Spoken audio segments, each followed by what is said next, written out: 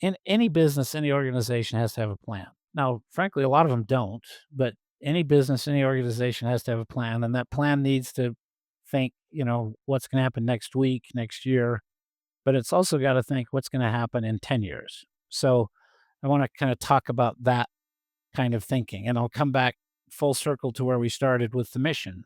So for years, my wife and I have talked about serving a mission, and we we own a couple of businesses, and those there are people in those businesses who depend on us, and we depend on the business to perform and so on. And what we knew we didn't want to do was sell the business so that she and I can go on a mission.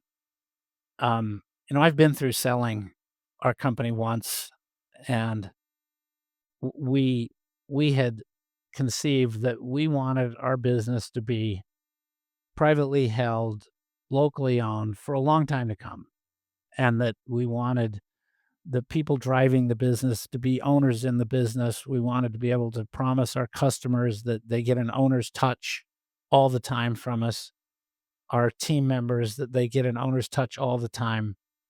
And so I had to think through, how can I get the business to a point where I can leave for 18 months? And so one of the first pieces to that was my son, who was a captain in the Army, very bright guy, distinguished military graduate from Brigham Young University in 2006, and could pick his duty anywhere in the Army, anything he wanted to do. Picked infantry, went to Iraq, did a combat duty in Iraq, deployed to Germany, and really, frankly, loved what he was doing in the Army, and then developed a health situation that resulted in the Army medically retiring him. Went to North Carolina, yeah, one of the top business schools in the country, got an MBA, went to work for Microsoft, and spent some time at Microsoft. And then he and I talked, and he came and became part of our team. And that was the key piece, where I had a person who was much sharper than his dad, and very, just a very capable, very good person.